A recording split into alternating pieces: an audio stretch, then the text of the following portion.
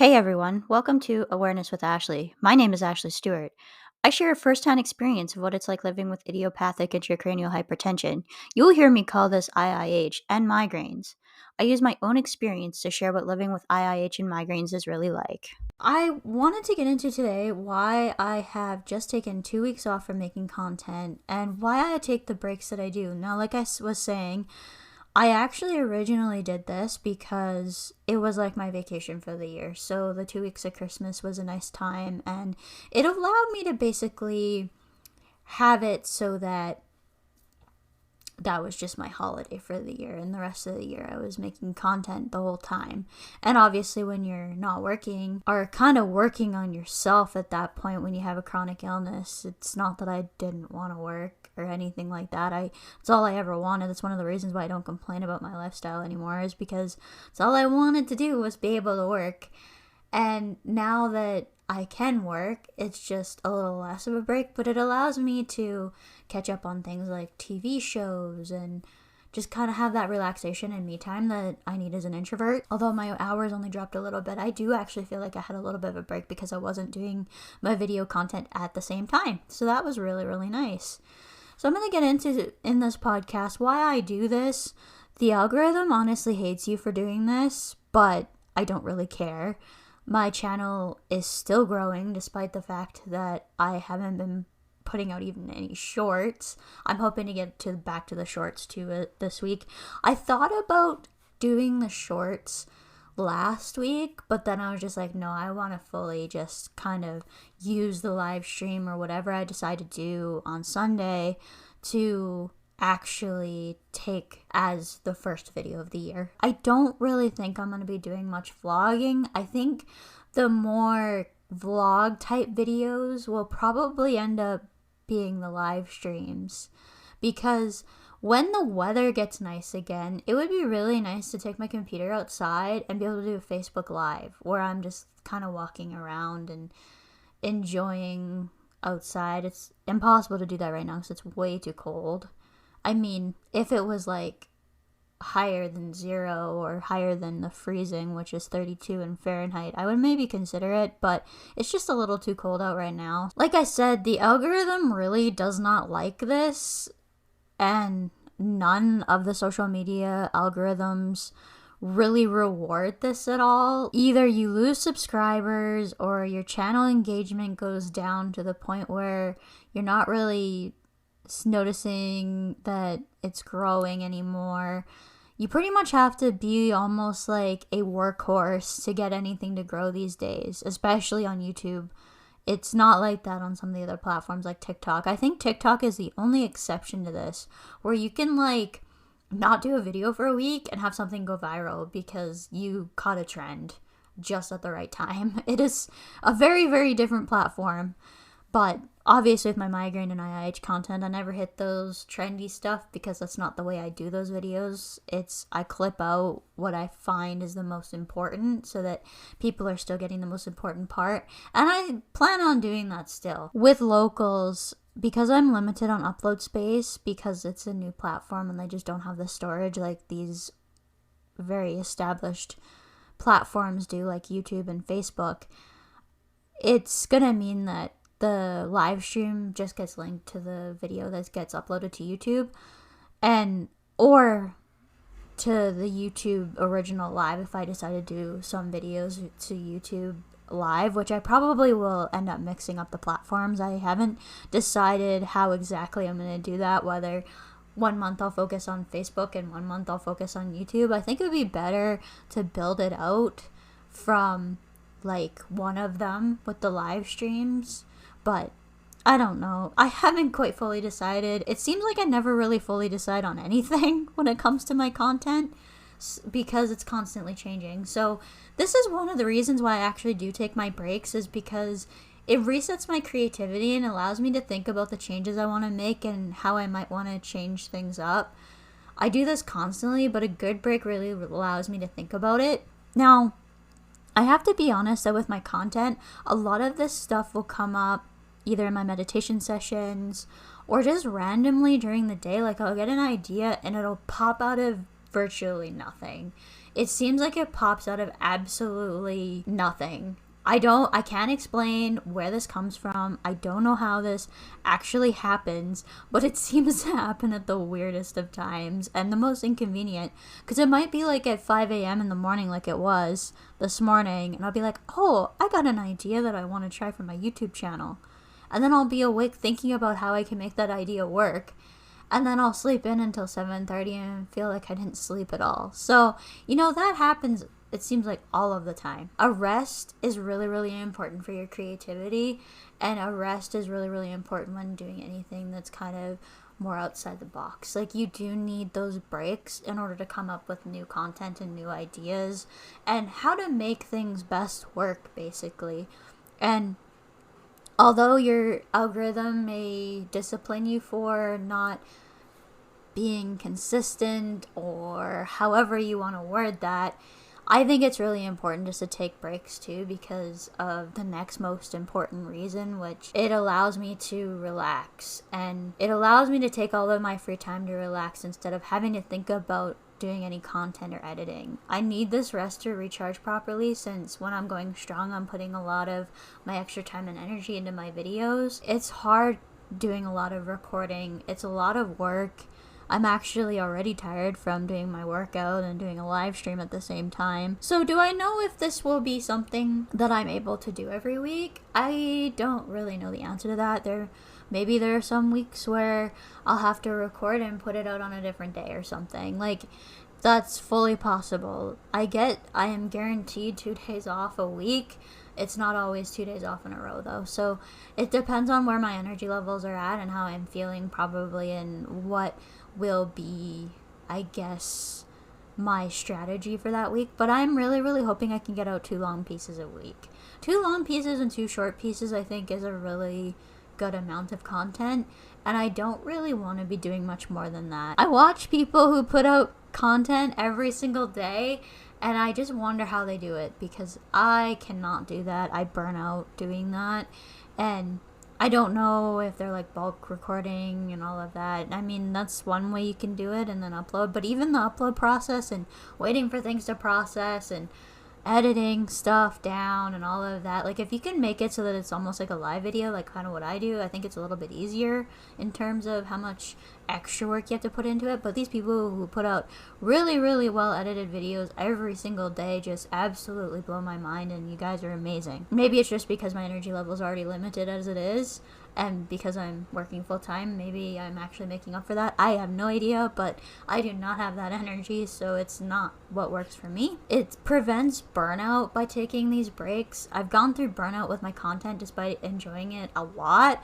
Burnout isn't just about whether you're enjoying something. I come up with ideas kind of based upon what I'm going through in my life, and I've talked about a lot of these things in the past, but as time seems to go on and things seems to change, it's almost like the way I react and manage these things has changed over time. Like, if you look back in my video content, I may have said something completely different a couple years ago than what I do now. It's not because wasn't true, it's just because the way I handle things is a little bit different than it used to be. I am so thankful for the platform, but sometimes I just need a full break from it, as it does take a lot of time and effort to do it. And the thing is that although it does take a lot of effort and I really enjoy it, I feel like every single thing that could be considered a job, or every single thing in your life, like, eventually naturally needs a rest. And learning to rest is something we learn the hard way with having chronic illness. You may not want to, but your body will force the issue at times. An example of this is falling asleep early or waking up feeling like you overdid it. So I want to give an example from last night for this. I had spent pretty much half the day listening to an audiobook. Actually, this is one of the ways I relaxed. I was actually pretty surprised at how tired I was last night. And sometimes it's just a matter of everything bubbles up and you just need the extra rest. And I think that's what happened last night, was I just needed that little bit of extra rest. If you listen to the natural rhythm of everything that's going on and you feel into the rhythm of your body, you find that you're just more tired sometimes. And I feel like as females in particular, we ignore this part of nature because we're kind of taught that If you're not going hard all the time, you're not working hard enough.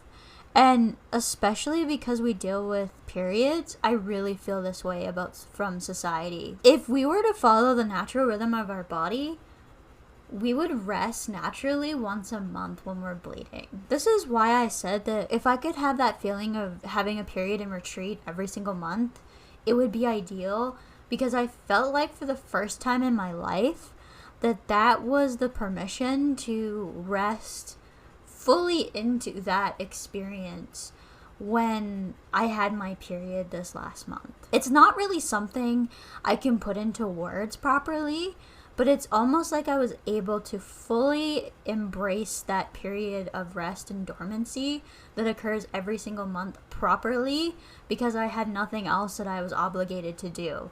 And like with our society, there's so much pressure that if you're not doing 50,000 things or trying to manage 50,000 things, I'm obviously exaggerating here, but if you're not what it seems like doing enough is what society is. This is conditioned into us very, very early on, whether it's doing all the extracurricular activities in a bunch of different categories as possible to earn a reward, or whether it's you need to be doing this many volunteer hours along with having a part-time job, along with all of this so that you can go to university and have a good opportunity at whatever post-secondary education and professional program that you want to get into. I know that's very common. I know that maintaining and having a schedule is important, and teaching people how to manage their time is really, really important.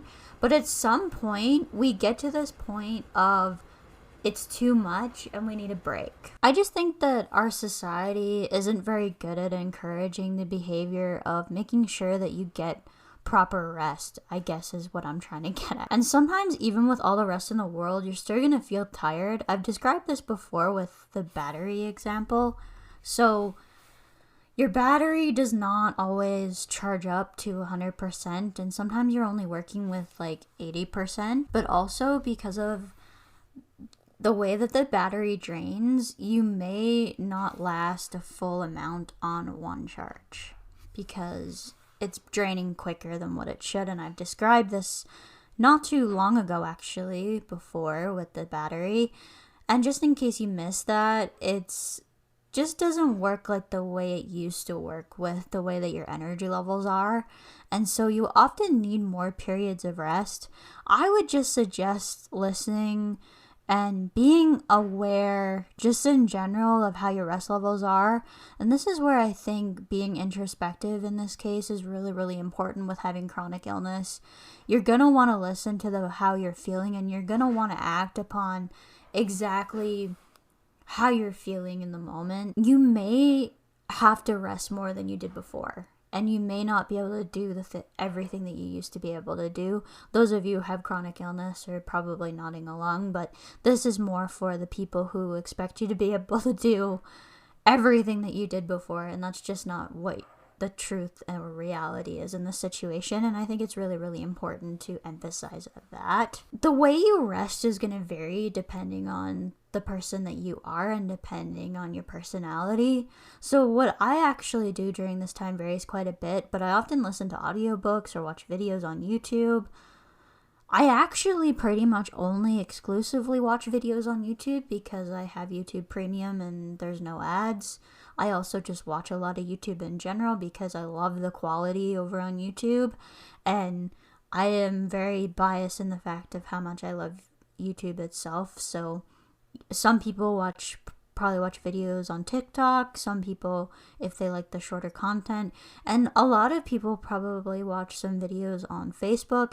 But like I said, I just prefer YouTube as a platform just in general. But however and whatever you want to do is going to be completely up to you. I may also catch up on shows I haven't had time to watch, podcasts I've been meaning to listen to for a while.